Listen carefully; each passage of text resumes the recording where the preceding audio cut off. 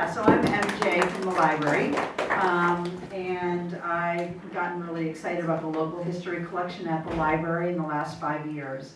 And the first time I heard about Sheila Carel is from Kay over at the Historical Society, who was saying that she's writing a book about Cochituate. And I'm like, she is? You know, I know that our residents would be, very interested in her research, and so I've been trying to keep tabs and seeing what's going on with that, and so I'm just really happy that I get to hear what she has to say about Cochituate, and I'm glad to see all of you here. Thanks.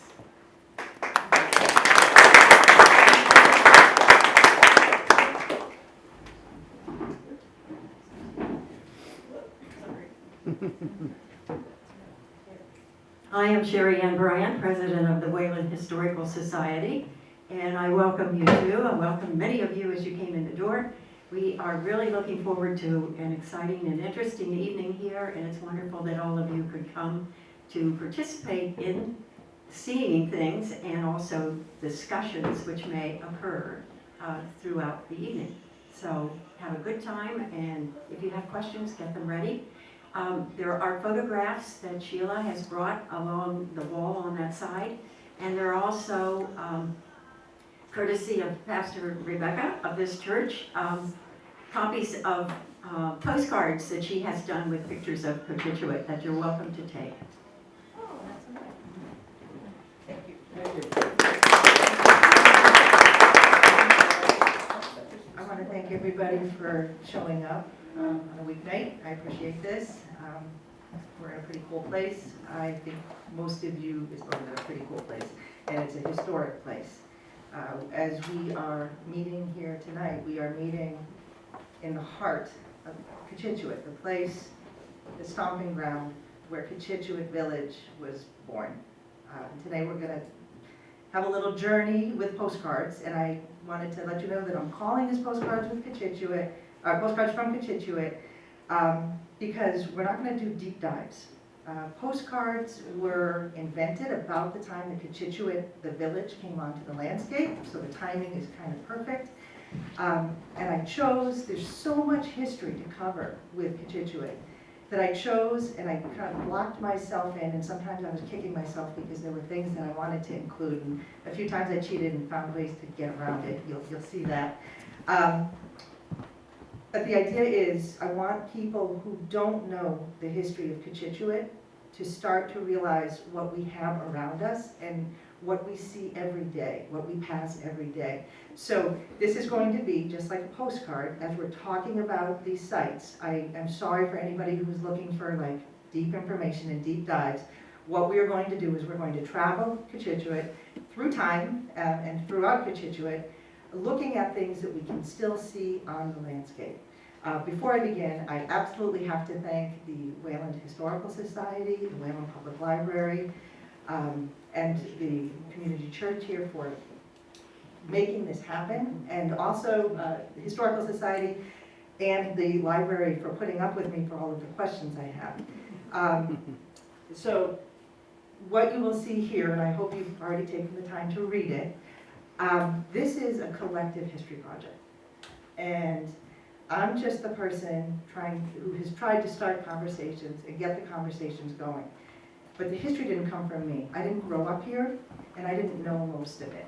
So the past 7 years or so have been quite a journey. And I have been very lucky to work with, to have come into contact, excuse me, with members of the Cochituate diehards, and there's one name. I promised myself that I wasn't going to start naming names of people who I appreciate and the help they've given. You know who you are because I've spent a lot of time bothering you. And actually raise your hand if you have given me information, sent me pictures, answered questions that I might have asked either in conversations or online. Raise your hand, allowed yourself to be interviewed. Every person in this room who just did that, this is from them. I'm just the messenger, and that has been my goal all along. Sorry that as I work on this, I have to step away from the mic. the first question as we get into this is, Cochituate what? And I know that was what I said. The first day we moved in, my neighbor Dashnathabedian came over to introduce himself, and he said, "You live in Cochituate, but not really." And I was just like dumbfounded. First of all, I was like, literally Cochituate what? I had to go in to my computer, we set the computer up, and I Googled around, and I found a map that showed a lake that had a name that sounded like what the guy said. And then I've learned a little bit since then. The not really part we'll discuss later in time. We'll get there. So the first thing I want to look at, I'm a language teacher by training. I love words and language and semantics. And one of the questions I had is, we're talking about this place Cochituate, and everybody references Cochituate, but what does it mean? So I looked at all these places in history, and I used Google, and I did all these other, looked at all these sources, and all these places things are coming together, and they're talking about water, which makes sense because Lake Cochituate, but people had different interpretations as to what it meant. And a lot of the things that were being put out there were stuff coming out in like the 19th century, when we're kind of romanticizing things that were of the indigenous people. And so I decided to call the Smithsonian. And the guy picked up the phone, which shocked me. He's Dr. Ives Goddard. He's the leading expert in Algonquin languages. He has expertise in the Massachusetts language, which is the language spoken here before English ever was. So we got chatting, and I mentioned what I was looking for, and I shot off an email, and I sent him this little clip that showed Cochituate, and this was from a document that Henry Dunster had. I was talking about Henry Dunster's farm. And he immediately shot back an email, and he did his linguistic analysis, and what he came up with is, this means additional stream. And if you look at it, you have Lake Cochituate leads into the stream that they call Cochituate Brook, which leads into what was known as the Musketaquid, which is now, obviously, we talk about the Sudbury River. There's two other places that have similar names, except for they're called Cochituate. One is in Andover and the other is in Connecticut. And the other two were set up just like this. You have a body of water that leads to a stream that leads to a river. One of the things that I learned that with dialect differences, sometimes people, depending upon where you lived, ended a word with a T sound, others a K. And in fact, the Massachusetts were referred to as the Massachusetts or the Massachusetts. You could hear either depending upon where you lived. The other thing that comes into play is that the people writing this stuff down didn't really have an ear for the sounds that they were hearing. So we don't know if they spelled it correctly or not. But we can brag, we got bragging rights, because if you go on Google and you put in Cochituate, and you go on Google Maps, there's only one place in the entire world where you'll find Cochituate, and that's here. We got bragging rights. Yeah. So when people ask me, actually, I just hopped ahead, where is Cochituate? And that's one of those it depends kinds of things. The indigenous people, there was a place right at the outlet of the pond. It was on a bluff. If you read the history books, they talk about a fort that had been there. We don't know exactly what it was, but the indigenous people called that place Cochituate. And some of the early documents refer to the place at, or the brook at Cochituate. So they talk about the place and they're talking about the land. Other documents talk about Cochituate ponds when they're laying out bounds for dedum.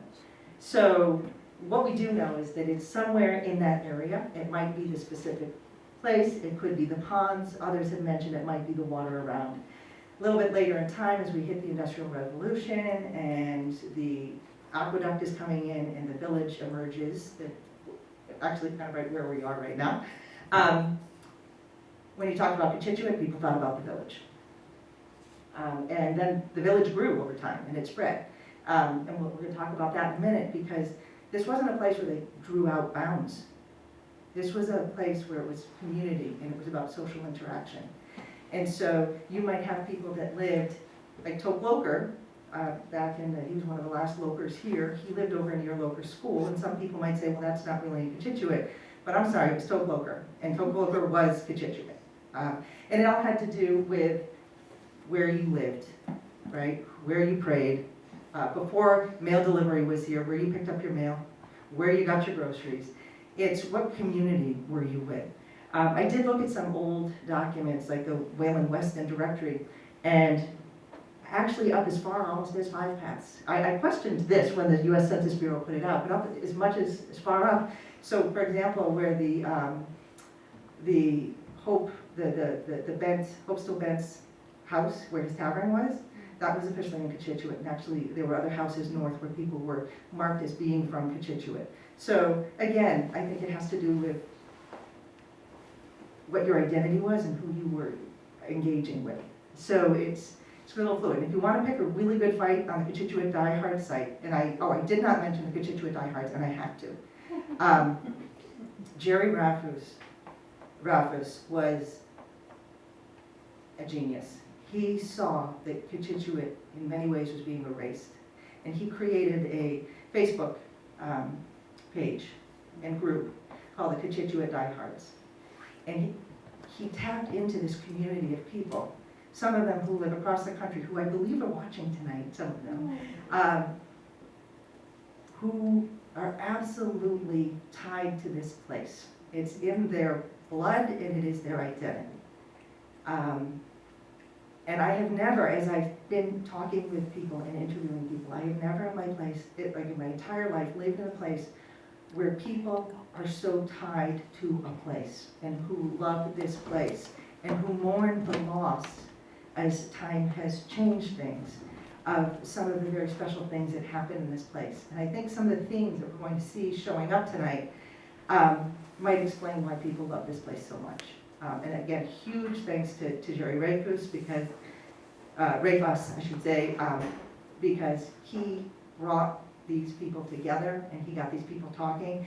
And then thanks to Phyllis Hart, I got to join. And I got a very nice welcome from people, and people were very friendly, sharing information, and we actually solved some mysteries on the Facebook group. So it's an incredible way to collect information, and again, information you're going to be catching. A lot of this tonight is not from me, it's from people that I've talked to, the diehards, people I've met in the community. Some came and knocked on my door, total strangers. I opened the door, like, Mom, there's a guy at the door. But they turned out to be wonderful people, and they were all driven by the same thing, which was to try to save the history of this place. So I should have mentioned that before, and I got ahead of myself. It was the community piece that got me going. So if somebody asked me to, what is Cochituate? Right? So right now, I would say, for me, is that it's this 19th century village that was surrounded by farmland that eventually kind of got filled in and became the location of housing developments, many which occurred as farms were failing. I would talk to them about this, and I would probably use, if I had this image with me, and I would say, here's a beautiful example. This is the road leading to Cochituate. This is the road, this is the old Connecticut path. And it's kind of hard to see in this image, but you see the trolley tracks that are leading into the village, and you can see the wagon a little bit down the way.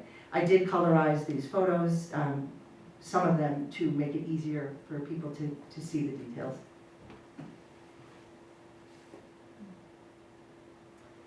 I'd also have to tell you that Cochituate is about water. We have a lot of vernal pools in the area, small vernal pools that were caused by the glacier. We also have 2 great ponds.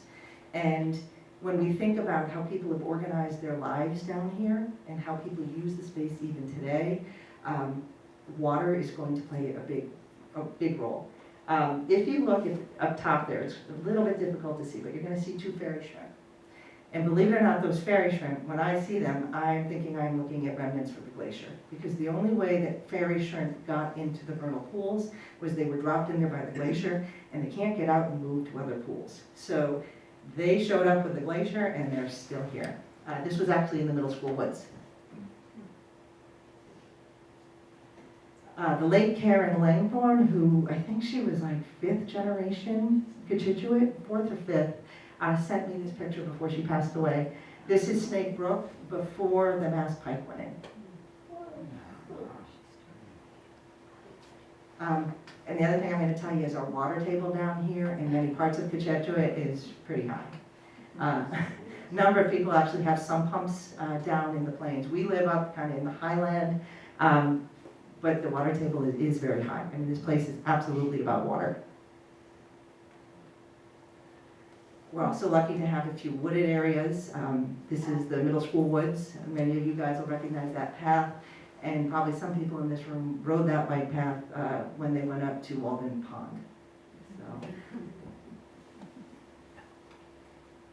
So I reached out to the USGS because they had these maps of all these places and how they interacted, you know, how things were looking with the glacial lake. They didn't have that for Wayland. So I called them and I asked. And they made these maps for me, which was kind of cool. The first map you see on the left, we had Glacial Lake Sudbury and Glacial Lake Charles, and they kind of met here in Wayland. Almost all of Wayland was underwater, except the few hilly areas. You see Dudley Pond, and then you've got the middle school woods will be kind of in that light green. That is actually the end of a chain of hills that starts in Waltham. But those were the only, you can see the light green, that was the only places above water. So what happens when the water recedes and everything kind of calms down, you can see the sort of yellow, golden, orange stuff.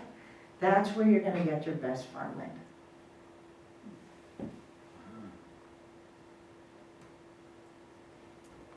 It's also looking at how the land settles and where we have the swampy areas and where we have the hills. It's also going to define where the indigenous people actually walked and where the trails were. There is a picture taken by Alfred Cutting years and years and years ago. This trail was in Wayland. I don't know exactly where. It was along the Bay Path, but I don't know where. But it gives you a sense of what the trail looked like. If you see these sort of dotted lines that I've covered over in green, those are the places in Cochituate where it was believed that there were indigenous trails. This was made by Arthur Krim back in the 70s when the state of Massachusetts was putting things together and kind of doing their survey of what was historical in which towns. So what does that mean for us? And why did I try to tease people with like traffic patterns and with the talk? And essentially what happened is when the folks from the Mass Bay colony showed up and people started populating the area, they followed the indigenous trails, which makes sense, right? People had been walking there for a long time. They knew where the dry land was. They didn't have to go on the high hills. And of course, you're going to drop your houses down there as well. You don't want to live in a swamp, or you end up with a sump pump, and they didn't have those. Then the roads would, as they became more populated, they would be widening them. And we have a book, it's actually online, a resource that you can see, and it describes all the laying out of the roads in our town. And it got to a certain point where you have to widen the road. So this is really neat. It came from the Morrill family. Many of you know that Margaret Bent Morrill was not only a Bent, but she also was an incredible historian who gave a lot to our town and really cared about Cochituate because it was her family history. This comes from her daughter, who had posted it online, and her family gave me permission to use this tonight. This is one of the earlier pictures of Cochituate. The Bent house is there on the right. I'm allowed to use this even though the house isn't there anymore because the road is. And you'll also see the church that we are in right now, and you can tell that it was in early times because they didn't have a belfry yet. This is what it looks like now. So it's a little different. This is Commonwealth Road, and you're heading down to Lake Cochituate. This was done, I think the picture was taken around 1910. Am I right on that? And this is what it looks like now. And you'll see that the road is a little bit higher because the Mass Pike goes underneath it now. They had to raise the road. So how does that affect traffic? How many of you have been stuck in traffic on any of the roads with yellow dots? Yeah. Those were the trails that I showed you in the first map. And then you'll see with time, you know, the people settled along those roads, and a lot of the early houses and farms that we're gonna see are along those roads. And then over time, as the place becomes more crowded and populated, we're gonna get the secondary roads, but there you have it. So now we're gonna start talking about some of the places that we know. I think everybody's familiar with this place. This is, people call it Lavin's now, but this was also Caleb Moulton's Tavern. We know that it was opened in 1730, they were up and running. It was Captain Caleb Moulton. He actually did quite a bit. And for the town, oh, somehow my slide is messed up, sorry about that. If you take a look where Bob is standing, he's in the part of the tavern that is the old tavern. There he is out front with his grandson. And if you look at the wall along the side there, you will see that was the original foundation. He did a lot more for the town than just sell liquor. And he was very involved in the town, and somehow my slide is messed up, and I'm sorry about that. Oh, and here it is again. Here we're going to see what he did. So it was open from 1730 to 1805. Of course, the Lavin family owns it now. Bob was supposed to be here tonight, and I don't see him, so I'm going to spill a little tea that he shared with me the other day. I went over to get a better picture in the sunshine, and we ended up talking, and he shared a book with me, and we started chatting. And he informed me that this was a speakeasy before his parents bought it. He also did inform me, and we know some of the history of Dudley Pond, that there were ladies there too. So now we're gonna move across town, across Cochituate, and we are now at Damon Farms. This is the Isaac. Oh my goodness, I don't know what has happened. This isn't right. Nope, this is not right at all.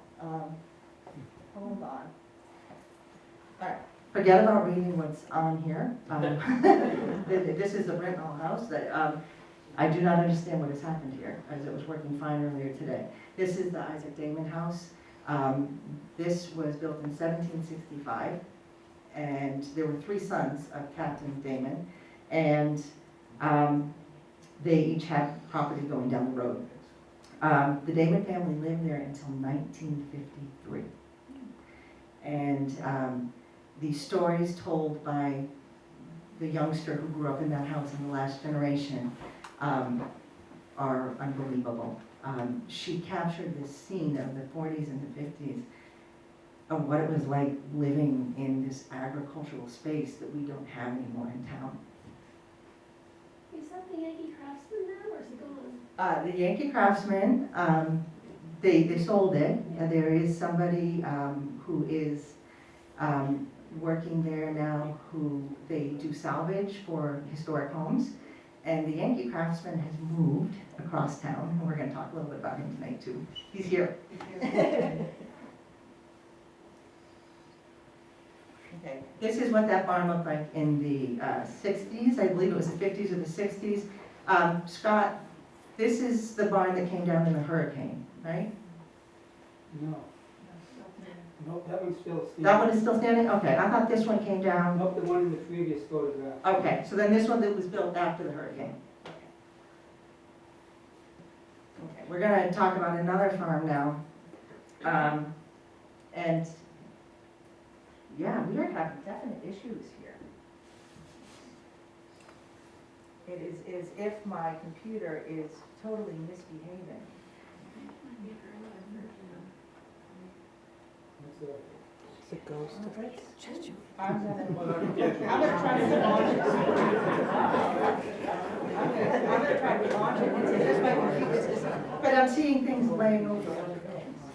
We're gonna try to launch it. Never seen that one. No, this is final presentation. Cheers. We're gonna just slide out now. It's not Scott.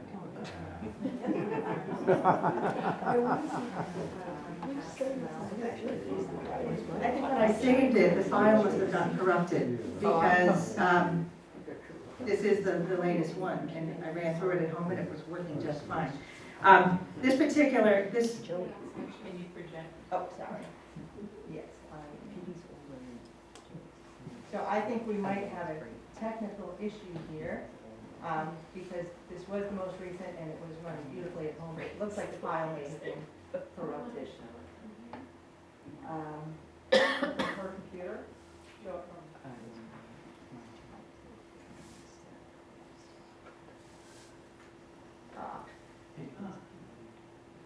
Okay, well, there we go. So now this one is not, for whatever reason, some of these slides have been corrupted, which I don't understand, but we'll go through. So this is Ernie Columbus's grandmother that you see standing here, and it was shortly before she was married, and she was Julia Irving, and she lived on the Irving farm. The Irvings bought that from the Thomases. The Thomas house is right behind her. That's also when you hear about the Thomas School. That was that family. They had the 5th largest farm in all of Wayland. And when Mr. Irving died, they sold the farm to the Schofields. And you'll see it, when it belonged to the Schofields, it looked like what it does on the right there. And then Wayland decided in the 1950s that they were overcrowded and they needed a new high school. And they bought up the 90 acres, and the house got picked up and moved. And I'm allowed to show this, even though the farm's not there anymore, because that house is across the street from the high school.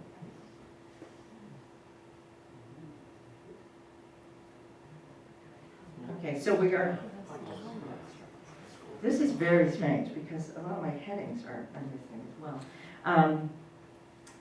At the same time that these things are happening, the village is like starting to come alive and build. And one of the things that's happening at the time that the village is growing is that the city of Boston needs water. And they did a long search, and after their long search, what they found was that Long Pond was the place that they needed to get their water from. And boy, did they act quickly. They decided in spring that they were going to, this is very strange. Is there a way to show it from here? Okay, hold on. Yeah. This is very strange. Because none of the words are changed. Yeah.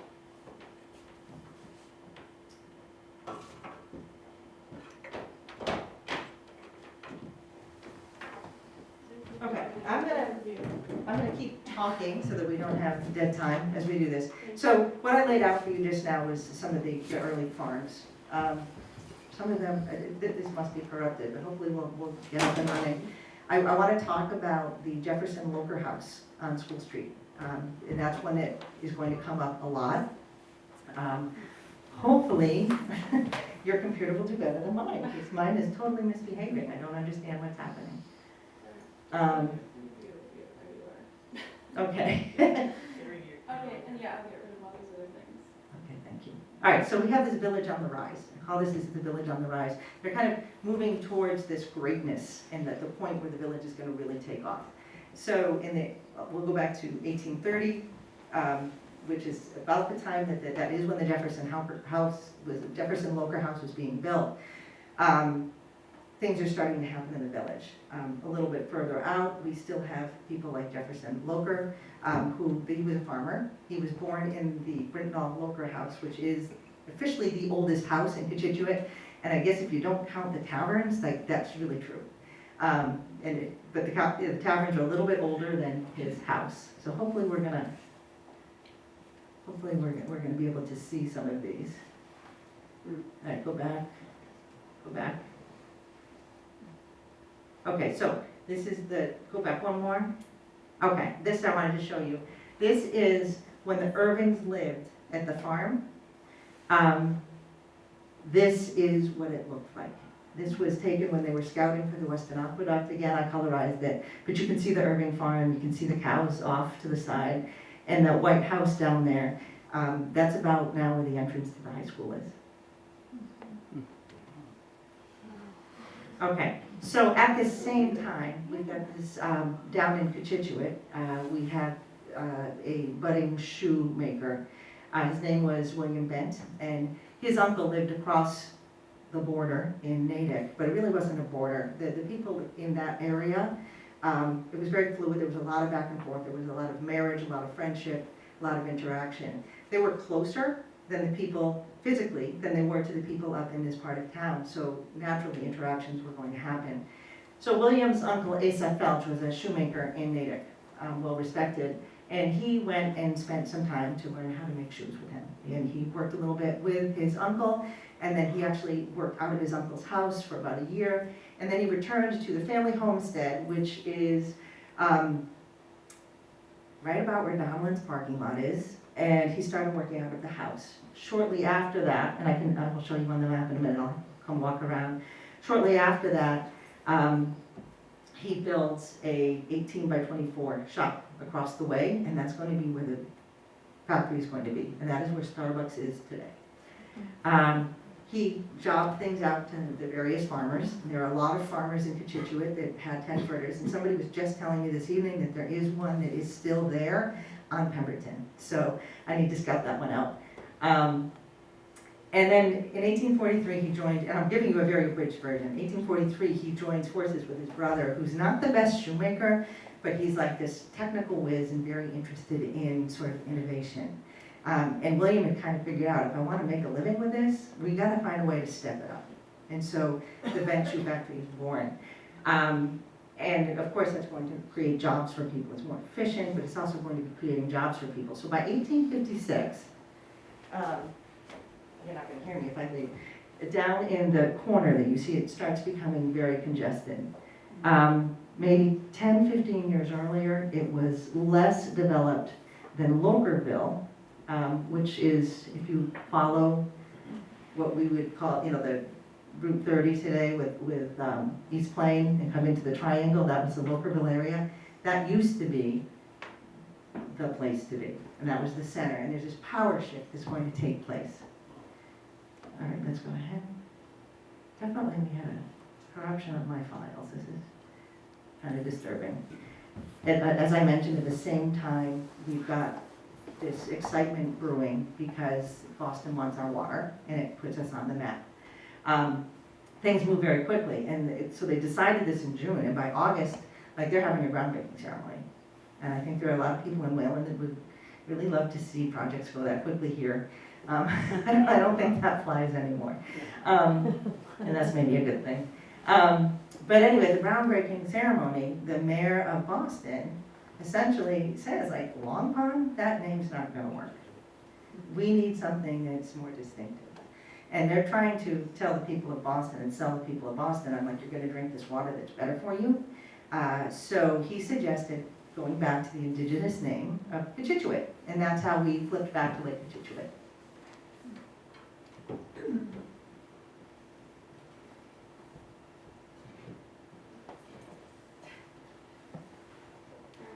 Okay, very shortly after, and I mean very shortly after, by September 30th, we've got a post office, and it is the Cochituate branch.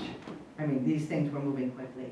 And then by November of that year, there's a document with a deed, it's land sale for the big project, and the name, the village of Cochituate is actually written in the deed. So this is where you really see this birth of this idea of this village, and things are kind of all coming together. There's a lot of momentum and a lot of excitement about this place. Is that really saying Cochituate was spelled 163 different ways? That's the mailman who got the letters of people who couldn't spell it. And we still have, but people can't pronounce it, people can't spell it. But I found that quite humorous. It was in the newspaper, and he had actually kept track of all the different ways that people tried to spell it. Okay, there's another remnant that comes from the Waterworks project. And it's kind of hard to see in the shadow down in the corner. You see a woman sitting on some granite stairs. And that was one of those mysteries that I was just what's going on here? And so I actually, when I met Paul Kohler, who grew up down in that area. I said, you know anything about this? And Paul said, yes, I actually do. That was part of the waterworks. It was the intake system when this was a backup to Lake Cochituate. You see the people standing out there? This picture was taken obviously after it had been disconnected because the water quality wasn't so good. There was, I guess there was an algae taste to the water, from what I understand. So people were swimming. This was actually the place where people went and swam in town for a long time before Town Beach was open. But people would go and they would swim out there. And they took the block out and they broke it up. And that's what those steps are on Mansion Beach. Paul was witness to it and shared that with me. And I was sharing that story with Scott Sweeney, who is another one of our brilliant historians in town here. And he's like, oh yeah, my father told me that. And he also told me that the reason they did this was there was a little boy who drowned. And so they were worried about safety. And so that's how they ended up actually taking it out.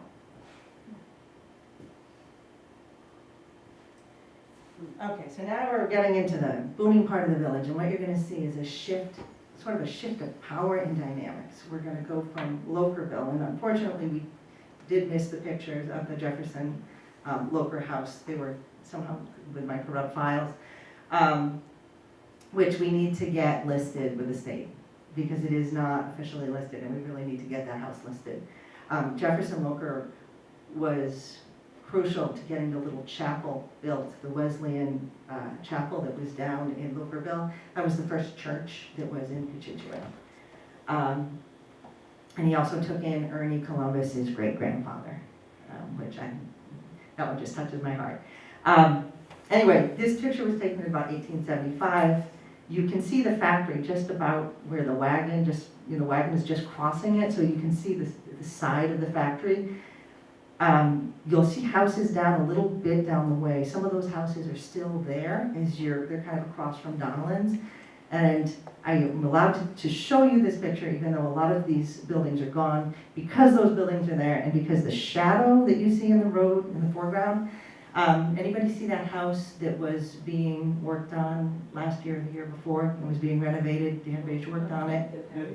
Yeah, the Perry's house. That's the shadow of the Perry's house when it was pretty much brand new. So one of the things that happens is we start getting this increased population here because people are coming to work in the factories. Yep. There's a little power shift going on. And the people who are living here decide they don't really want to walk that far to go to church. It's about a mile down the road, if even. They also were not happy with the day-long services. And I also think there's a prestige thing with the churches in your part of town. That came from history. Didn't come from history. That one's totally my guess. But you can see this power shift that's taking place. And this church that we are in right now is built. There's a line of succession where things are happening. They have to go to the justice of the peace. We now have separation of church and state, so it's no longer like your meeting houses. And I have to admit that like 90% of this information came directly from Marilyn Hatch. So just everybody give her a little bow, because she's wonderful. They petitioned and they were successful. They formed the Episcopal Methodist Society in 1866. By 1867, they had changed the name. There was a succession of name changes for a while. Today, we are in the community. Exactly. And that some of this will follow with the history of the Greater Methodist Church. But here we are. This is what it looked like in the early days. And down in the corner is what it looks like now. There is so much that we could talk about. We could spend an entire night talking about this church and its history. First of all, from the time it was built, it has been a center for the community, and it truly is a community church. A lot of things in the early days happened here because there really wasn't like a meeting house other than this. So a lot of the social things that were happening here, in addition to the things that were happening revolving around the church. I want to focus on the bell. just because otherwise we'll be here again for hours and hours talking about all of the amazing things. So in 1868, you see the bell is at the top, and this is when the church opens officially, right? So they formed the church in 66, by 68 it's built. By 1884, there is something that Marilyn had actually found for me where they're referring to putting the new bell in the new bell tower and getting it up like immediately. And I didn't have something from 1884, but this is the bird's eye view of Cochituate, and you can see that there is, in fact, there is a bell tower. And then in 1897, they do this major renovation, and because of that renovation, we can be in this room. I do have to mention that. They literally raised the entire structure 3 feet so that they could have this space in here for people meeting. And I cannot tell you how many nursery school children have come through and met here. I mean, this truly, they have created this amazing community space in the heart of this community. The other thing that happens in 1897 is they put in they fix the belfry, change it up, and this is when we get a town clock. And they got paid $50 a year to house the clock. And for me, one of the cool things was that Mr. Marston, Arthur Marston, once a week would climb those stairs and he would go wind the clock. And it's like 200 and something times that it had to be wound. It was a crazy number. When he passed away, his son took the job, and there's a gentleman that I was speaking with on the diehards and going back and forth, and he actually helped out sometimes as a child. It wasn't made electric until 1969, so he got to help as a child, and he was like, you had to make sure you were done and out of there before the clock struck the hour. So, and I'm still laughing about that one. I think you told me that like 5 years ago. I quickly want to just show you the sanctuary. In 1997, they also put in the stained glass windows, and you'll find images that obviously you're going to be relating to Christianity that are in the windows, but at the bottom of the windows, you're going to see the names of the people who were involved in getting this church up and running, also written into the windows. The big stained glass window in the front was actually donated by the Masons in Natick and North Wayland, and if you look closely, you'll see images that are related to Freemasonry in there. I also have to quickly talk about the banners that are there. This is one of the most recent works that I am aware of that are in there. And the woman who was really kind of at the helm for this project, I'm staring right at her. She's an amazing artist, always has been, but it was a group effort. Do you want to speak to it, or do you want me to speak to it? I'll speak to it. It was a group effort, but she did a lot of the conceptualization. But all these hands came together to make these banners, which is fabulous. One side reflects the life of Christ, that's on the south side, and on the north side, I believe it is sort of what one would aspire to be if they are being a good Christian. Did I get that right? Sounds good. All right. All right, we're going to change a little bit. We're going to go across, almost literally across the street from where we are, just slightly to the north. This is the Beehive. I wanted to talk about the tenement housing that was here. We had a lot of workers that were here who needed homes. This was owned by the Bent family. It was built by the Bent family. It was called the Beehive because it was jam-packed with people. There was a newspaper article, the Cochituate Enterprise, which was actually in the Native Bulletin. And they, at one point in 1885, were talking about the fact that you had 5 families and 30 children living in that building. That building would move, and it's Margaret Bent-Morrell who, you see her handwriting there. I told you she's like all over the history of Cochituate and she made well sure that people would, have their bearings. That was moved. It was attached to the Lions factory, so think Cochituate ball field, after the Bent factory closed because the Lions factory was looking to expand. And then it got moved again. And if you look down at the bottom, you may recognize that. If you've ever hung out behind Cochituate School or you've been on the ball field, that is the Beehive. It's right there on Bradford Street. And it is still used today as an apartment building. I don't think I even need to introduce this place. I will tell you that it really started being used in about 1883. And it was acquired by the town in 1919.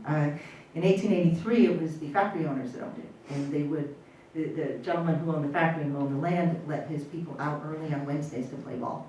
It became really Wayland's unofficial town green. And it still is used that way today. I'm only going to talk about one of the shops here. You see the one that's like a little brighter white down at the end? The Wayland Assessor's Office will tell you it was built in 1850. I haven't been able to get all the way back there to the deeds. I do know that the house was owned by William Loker's son, or not the house, the store, but at one point. I'm going to focus on a little bit later in time, and this is when Peck and Davio bought the store from Annie Remick around 1913. This came from his grandson who sent these pictures. You'll see, then you'll see Mr. Peck, Arthur Peck, in his store in about 1930. And the last picture is somewhere around 58 or 59. He served this village well. And for a long time. It's also like the absolute best parade route and has been used that way for a really long time. This is what it looks like today.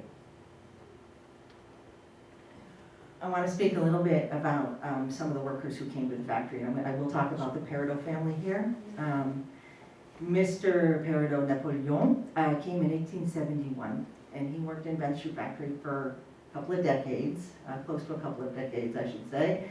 But by 1900, he owns a grocery store. And then his son would own that store, and then his grandson would own that store.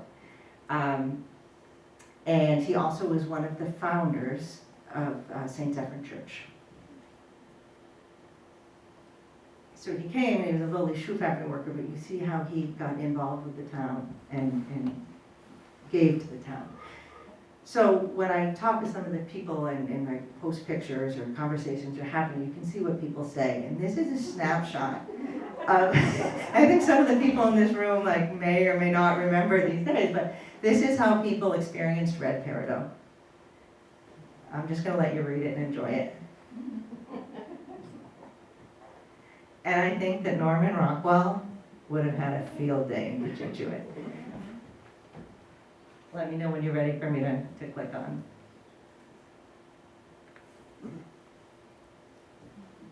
Are we ready?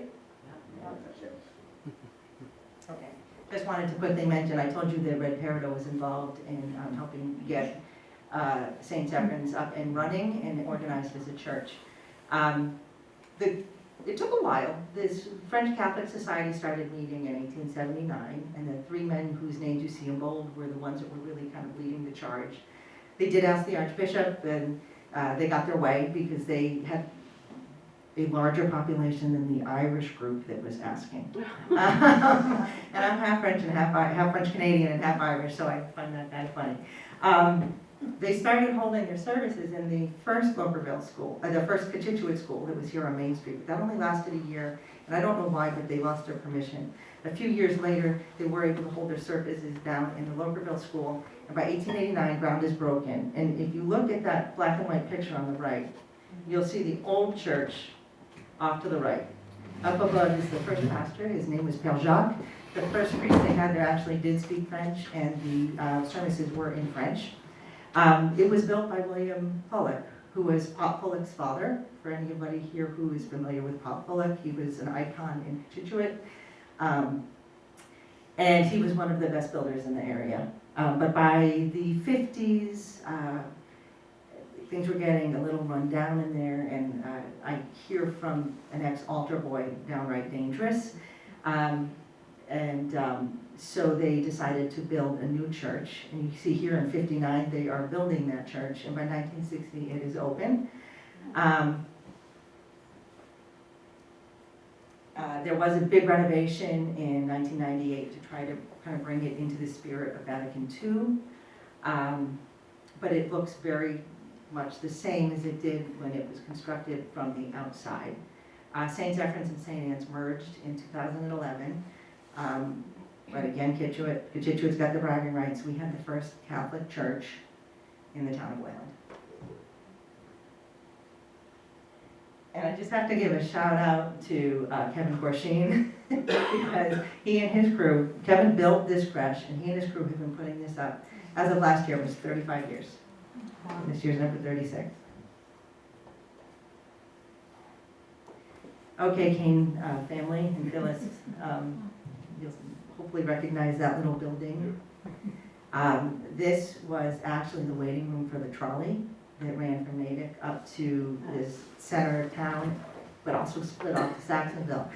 But I think more importantly for Bill Kane, who was really excited about this, and we got into it and looked and found, that is the building that his great-grandfather, who lived in the Jefferson Loker house, got it, he and his wife received it as a wedding present, because his wife was of the Loker lineage. She was Betsy Smith, and she was related to the Lokers. So they got the house and the farm as a wedding gift, and if I had not had the glitch, you would have seen that. They live out on School Street, but they buy this in 1911. And it was already, somebody was running it as sort of a little restaurant and confectionery already in 1909. We can see that on the Sanborn Fire map. What's kind of cool is somewhere down the road, they moved the building.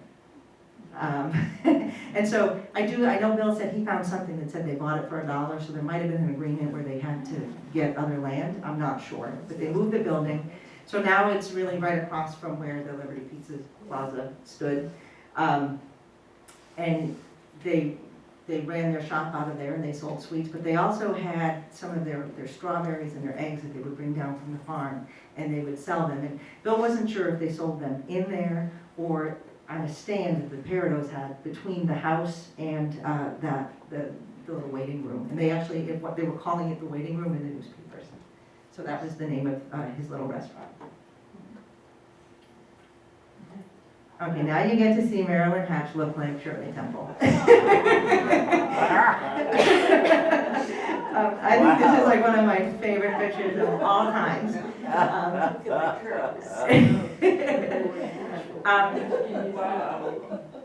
So everyone, this is Marilyn.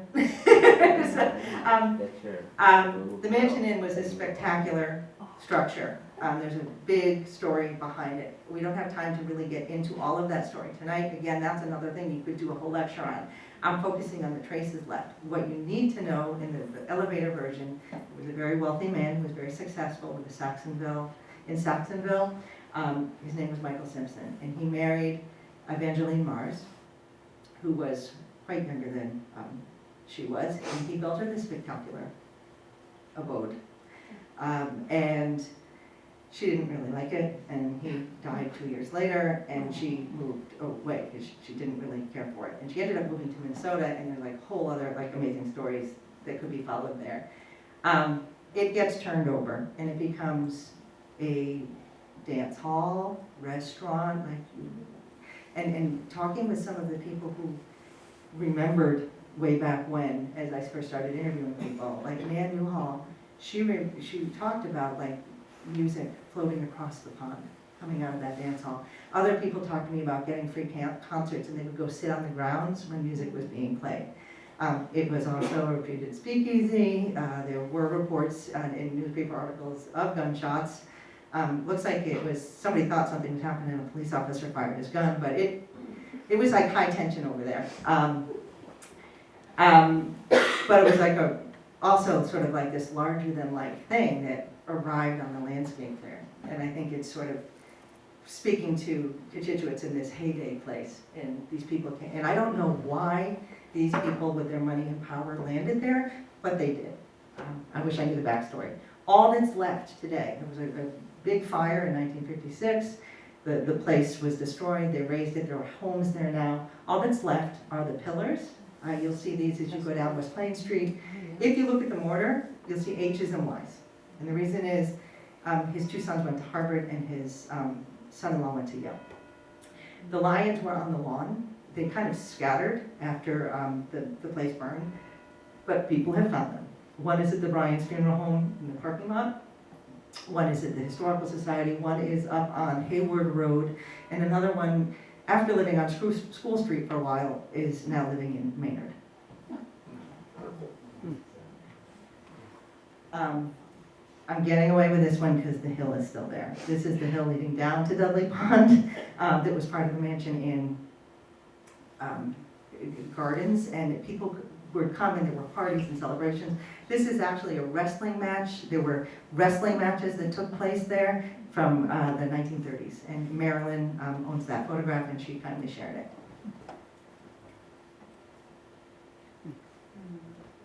This one we know. It's Cochituate School. This is the second Cochituate school.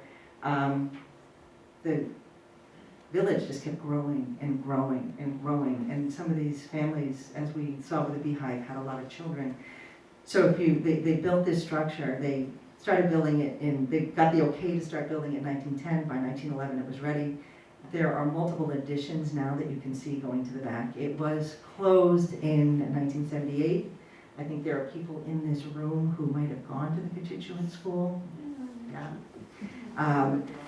It is now owned by the Wayland Housing Authority. And some of the people who went to school there went to live there in the housing authority. This is what the school looked like in 1920. Anybody who's ever heard of Cliff Shea, he worked for Cochituate Motors. That's him as a student, and he's somewhere in that classroom. His son shared these photos with me. I've got to go a little bit off here, but it's pretty amazing. He shared with his son as well that he saw the Hindenburg when it flew over Cochituate, and that was the day before it crashed and burned. We're going to take a quick trip to School Street. 24 School Street is the house you see on the left. That was the first home that I believe Ernest Lawrence owned. He's the little orphan that showed up and lived in Jefferson Loker's house. He moved far away and went down, about half a mile, if even, maybe a quarter of a mile, and he lived in that house until he was able to build the house that he really wanted, which was up at the other end of the street. That's where Weybridge is now. 24 School Street is still standing. We don't know for how much longer. There is a developer who has bought the land and is looking to put in apartments. If that happens, the house and the barn will be gone, and people do say that is the last standing original dairy barn in Cochituate.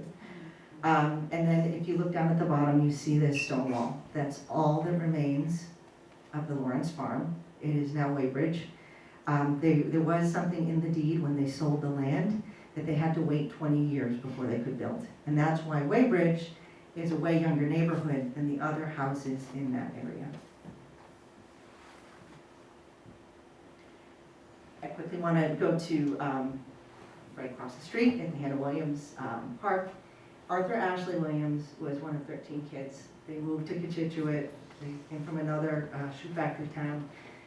His great-granddaughter tells me that he was dirt poor, and he remembered walking to work barefoot. He ends up putting together a shoe factory, which is doing pretty well. It would be like behind Hannah Williams and St. Zephyr's, over kind of in that area.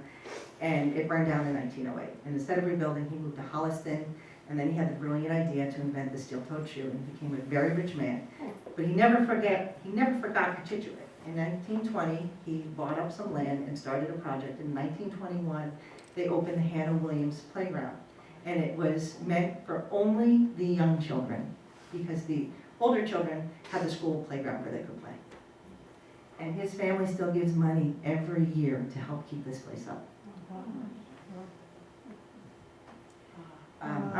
We're really late on time here, so I'm gonna, we had some neighborhood stores. Nesbitt's was a treasure. One of the pearls that Esther had shared when she went to Mass Memories with this picture and her story was that when the people who lived in the camp, so this was up on North Main Street and just before you hit School Street, and obviously on the Dudley Pond side. And the people who lived in the camps on Dudley Pond, when they were leaving at the end of the summer, they would bring their keys to Mr. Nesbitt, and he would go and he would check on their houses throughout the winter, their camps, to make sure that they were okay. The Kohlers, and they came from the other, now the Nesbits were Nova Scotia, here we have Germany. They came in, Otto and his wife Dorothy came in 1928, and they started the store on the pond side, which is the one you see here on the left side. That would eventually, some of you might remember it as Orvis, some of you might remember it as, I'm not sure if anybody here remembers it when it was the Kohler stores. I do. Oh, Rudy's was there. They did well, and for whatever reason, he builds his place across the street. They lived above the store, you lived where you worked. He retired in 1954. One thing that struck me is like, this is where the mail got delivered. And so I was looking online and I found somebody's draft card, and the person lived on Cedar Crest. You have to kind of fill out your registration. And the mailing address was Kohler's store. And it dawned on me, oh my, these people, like, they're getting called to war, and Otto knows it before they do. Like, that's life in a village. Yeah? Our mail on Lakeview Road was delivered to Nisbet's. Oh, was it? There you go. And then, yes, and that's right, because Esther did say that it was a pickup. So these stores, and I have to kind of truncate this a little bit, but the stores were these little central hubs where this interaction happened. And the storekeepers knew more than the men, well, they were the mailmen, right? But they really knew everything about your life. In that first Kohler store, we now find Mr. Sweeney, who is running his establishment. He's moved from Damon Farms, the historic place, to the Otto Kohler house. And he's really fixed it up, and it's gorgeous. If you haven't gone in, you should go in and visit him. Here you see he's working on something actually that is destined for the rail trail. And in the bottom picture, he's holding a picture of Kohler's store when it was Kohler's. Can't talk about Cochituate without talking about Matty Brannigan. He was a character, larger than life, but apparently a heart of gold as well. So yes, a number of people have suggested that they knew, and they had reason to believe, that he definitely was involved in some illegal trafficking of alcohol during Prohibition. But he also, and this is one of the things that I found really cool, turned his place into a dentist's office twice a year. He paid for the children in the neighborhood to come get free dental work. Yeah. And Jerry, again, our friend Jerry Rafus, who started the Cochituate Diehards, his mom worked there in the 30s and 40s, and she brought him to work. And so you've got patrons doing what they'll be doing in there, drinking away, and Matty would put on howdy doody. So it shows you, like, he was, in my book, he was a class act. In the 40s or so, you start seeing a move away from some of the kind of dicey activities that were really quite active on the pond, and you have families that are moving in. This is one of the families that moved in. It was the McNeil family. They lived down on Matthews Drive. And you see the little boy who's the shorter one in the top right picture, who's turning around looking at the camera. That's Dan McNeil. He and his mother, during fishing season, would go out on Friday nights, and they would hunt for night crawlers. And so they had the swamp, it was like right next to their house. And on Saturday mornings, this very nice, polite gentleman would come. And he would knock on the door, and he would give his greeting, and he was very polite, and he would buy his worms from Dan, who seemed to think he was getting a really good deal from this people making money. And the gentleman would go away. He had no idea, as a young child, that he was selling worms to Ted Williams. There's another family that deserves to be spoken about, and that's the Venjula family. And one of the things that struck me, they showed up and they stayed. Ellen and her husband Tony moved here in 1945. They were newly married, and they moved into one of the camps when it was truly a camp. There was no heat, no hot water, no bathroom. And within 10 years, they had raised the house and built a new structure. And you see a little girl there standing, holding a fish. I put it back. That little girl's in the front row.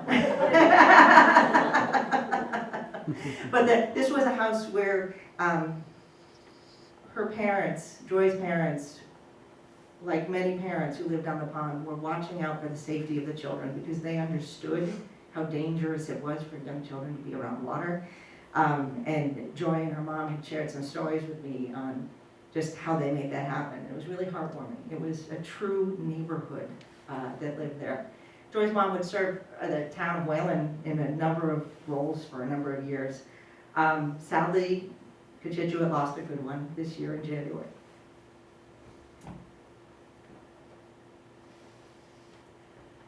Vaughn Monroe lived here. How many people know who Vaughn Monroe is? Yes. Okay. I had to look him up on YouTube.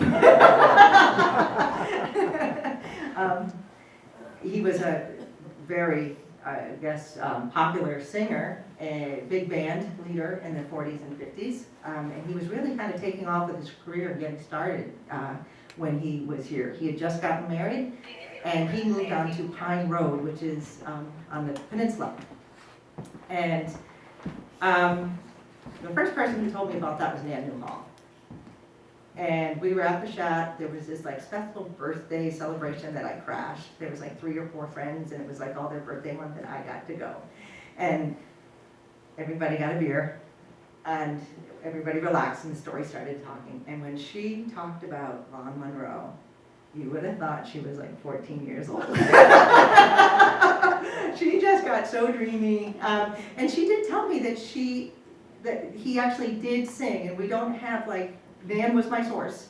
And we haven't seen it, I haven't been able to find it anywhere, but she did say that he did sing at the Mansion Inn. But more importantly, he also built the meadows nearby in Framingham. And he became very good friends with the people that lived on Pine Road. One of them was Nan Newhall's daughter, sitting in the back row here. And it was really cool because Vaughn Monroe is there, and this clarinetist who, his name is something Falco. He's there, and he's, I guess, with the Monroe band, but Louis Armstrong is showing up, like, and they're all acting like real people. And so these kids are interacting with these big names and famous people, but they're getting to know them as, like, people. The other thing about Jack Larkin, he and his family were responsible. It was really Jack who they built up the Red Crutch Grill. Also, every Howard Johnson's. His son told me they built every bench in every Howard Johnson's in the beginning. But he had, through his business dealings, got to know these famous people. And the kids told the story. So I did speak with Jack Larkin's son. He is living down in Florida now, I think. And you see these 2 little boys that are out on the dock. And apparently Vaughn Monroe would show up on his boat and chit-chat with them. But sometimes he would walk down the road too. He talks about his father being friends with Vaughn Monroe and Ted Williams. Apparently Vaughn was cool, Ted Williams, like, a little offish. But then he kind of sweetened it a little bit and said, but we did get a lot of autographed baseballs. And we played baseball with these balls on the aqueduct, which was the big place for kids to play ball games. And apparently he got accused. He was a little kid. He didn't even know what marijuana was, but apparently there was a marijuana garden, as he tells me. He got accused of taking some of it, and he got in big trouble, even though he didn't know what it was. But then he kind of says, but you know what? Then I met Louis, and he was a really nice guy. So this is like the little kid's perspective of growing up on Dudley Pond, if you lived on Pine Road. In 1952, you're going to see as well that the Scout House gets bought. And they start sprucing up Town Beach, and they're going to move Town Beach over to Town Beach instead of at Dudley Pond.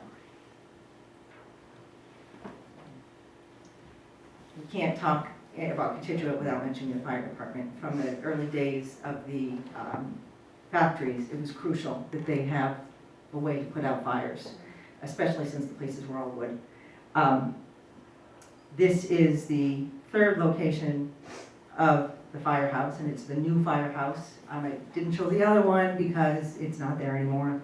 It's up at a camp in, is it? Amherst, New Hampshire. Yeah, Amherst, New Hampshire, with, yes, Bill Kane shared that one with me. When they tore it down, what do you do with the wood? And you're practical and you're a Yankee, you take it and you salvage it. So it's part of the camp up there, that a little piece of Cochituate has made its way up. What we do have is the one that was built in 1953. And for my kids growing up, probably the most important piece of history, it was the firemen there that contacted Santa and said, we really need you to come down every year. And this is where the idea for Santa's Ride was born. And, oh yeah, and then they had their real job. Just look quickly, and where you see the greens, the blues, and the pinks, and the purples, that's where a lot of the farmland was that is going to disappear to housing developments as we get this post-World War II boom. I'll just quickly show you Joyce Road.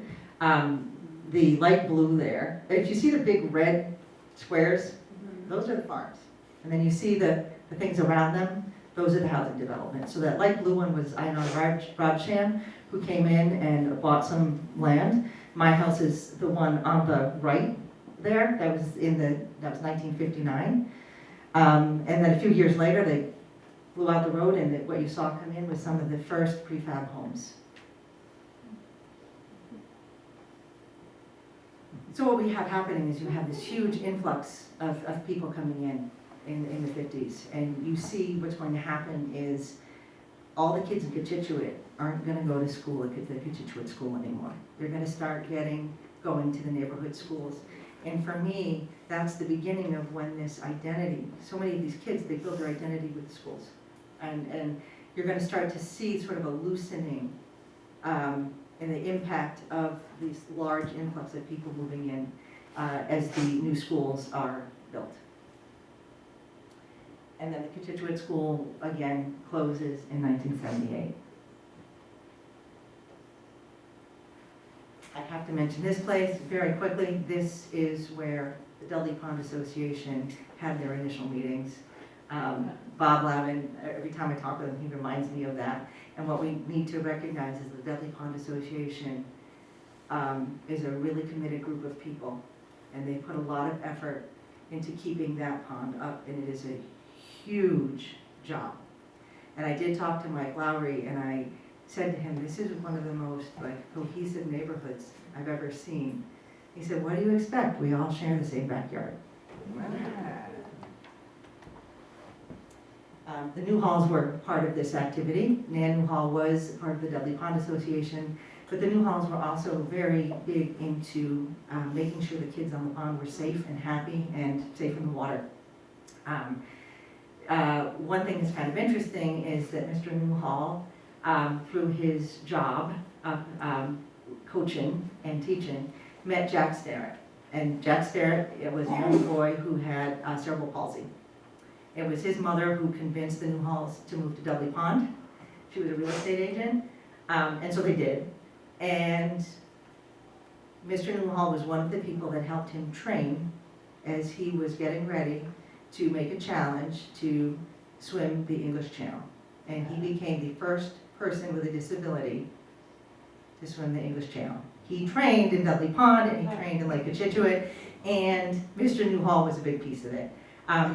For greater groups of people, you had a Cochituate Canoe Club. Say that one 6 times quickly. They ran that from 1960 to 1974, absolutely free.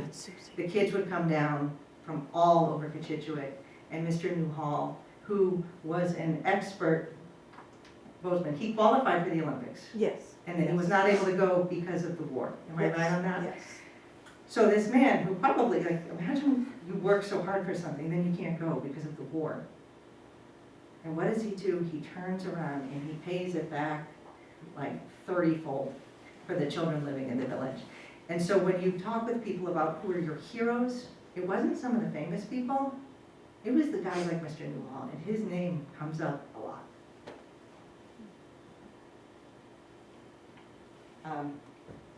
can't talk about Cochituate without metals. It started as a donut shop. Their whole thing that they talk about is like, we listen to people, and we change. But we're seeing this erosion of the village, and it's becoming more and more sort of like this bedroom community, right? Starts as Elmwood Donuts. Somebody asked him, could you make me an omelet? And he said, I don't know how to make an omelet. And he said, well, I'll teach you how to make an omelet. So the guy shows up with eggs, and he teaches him how to make an omelet. And he's like, this is easier than donuts. And a restaurant was born, and his sons run it today, and they still pivot and shift to meet the needs. And watching them navigate the pandemic and stay afloat was amazing. Here they are. That also, if I'm interviewing people, a lot of times they say, well, where do we want to meet? And this is where we end up. We meet, and I interview them. And you'll recognize Pauline there. If you look at the mugs up top, the yellow mug, I think anyone who has spent time in Mills will recognize. The one on the left, the gentleman did not want to be identified, but he went in and he took that from the mansion in after it burned down. One of the big changes that came is when more people had cars. And with the cars, we get supermarkets and we get people who were able to commute. And it was at this point where we saw a really big shift in Cochituate, because a lot of people weren't living where they worked anymore. And so you commuted to your job, and we moved here as commuters back around 1999. We drew a circle around where my husband's company was, and said, we're not gonna drive more than, 40 minutes?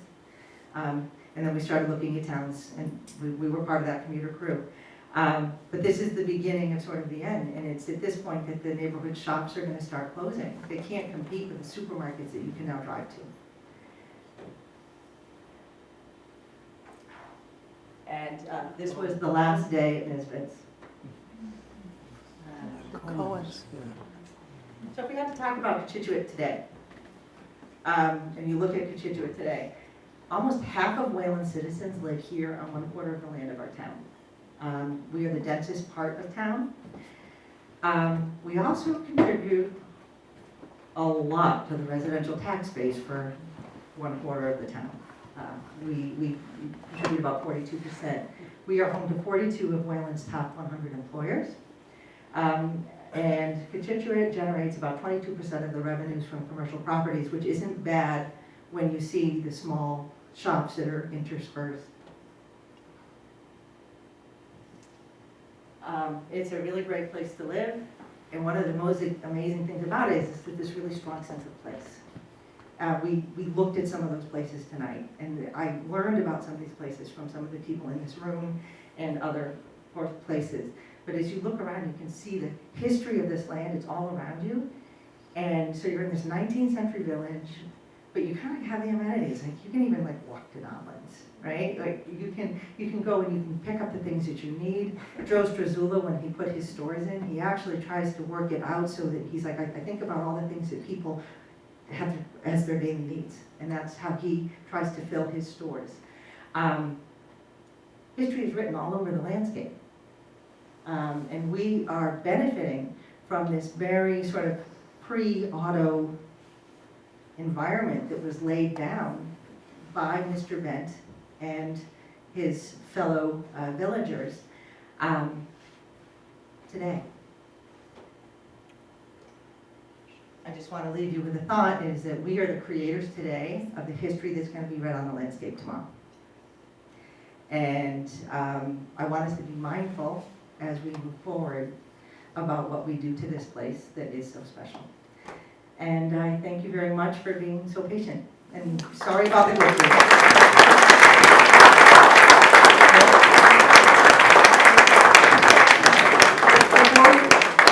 One quick thing, the smaller pictures and the silver frames, if we have a few trivia questions, and if any of you, whoever can raise your hand and be called upon first, you'll get to choose. You can't take the big ones because I actually use those for my pictures. I did forget to mention that Scott brought a picture of the Kohler stores. He also brought a picture of Ted Williams' plane landed in Dudley Pond. Scott, do you want to, I don't know if you want to show that to people. Anyway, it's pretty cool. Okay, first person to raise their hand, so that we're being fair, I'm going to ask somebody else to notice who raised their hand. But the first question is, what is the official name of the little island in the North Pond of Lake Cochituate? That's a good one. Okay, nobody knows it? I get to take that picture home. No. I'm going to give a new question. What was the name of the pig that lived at the Yankee shop on Colonial Road? No. Oh. You gotta raise your hand too. Close, very close. I know someone who knows the answer. Reggie. You get to go pick one of the pictures of the small silver frame, Scott. Go get one. Knowlton's Argus. He was the first engineer that worked for the water department that lived over there. Okay, what language, and I already told you this, so if you were listening, you'll know this. What language was spoken in the area before the colonists arrived? Yes, go get yourself one of the small pictures. Okay, third, who created the sculpture of the sled and dog that is across the street from us in the Hannah Williams Park? Yes. Nancy Shaw. You get one, Bob. Go pick one of the small ones. Okay, that's 3 that I've given away. What was the name of Dudley Pond before it was known as Dudley Pond? Long Pond. No. Johnson Pond. Yes, who said it first? I think it was Bill. Bill, you go get one of the small ones. Yes. Johnson's Pond, for Caleb Johnson, who built the first house on the pond. What object did Jesse Glover and his wife bring onto the boat with them when they set off for the New World before they arrived? I think Gretchen Schuler knows this one. It was the first printing press to arrive in North America. Oh, I did know that. What's that? Gutenberg Press? Gutenberg. No, Gutenberg was over in Europe. This printing press was coming over here to be used for actually proselytizing. Okay, so I'll come up with another question. What did blacksmith Patrick Leary have in common with artist David Lang? I do remember that. Yes. Lived in the same house. They lived in the same house. You get one, and you know what else? They both worked with metal. Yes, so you get to go pick one of the small photographs. Okay, now I have to come up with one because nobody, we got 5 out of 6. I have one more to get rid of, and my husband really doesn't want me to bring these home. Holly, do you have a question?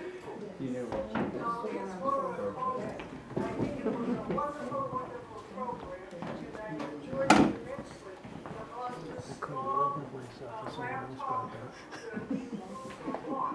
Yeah.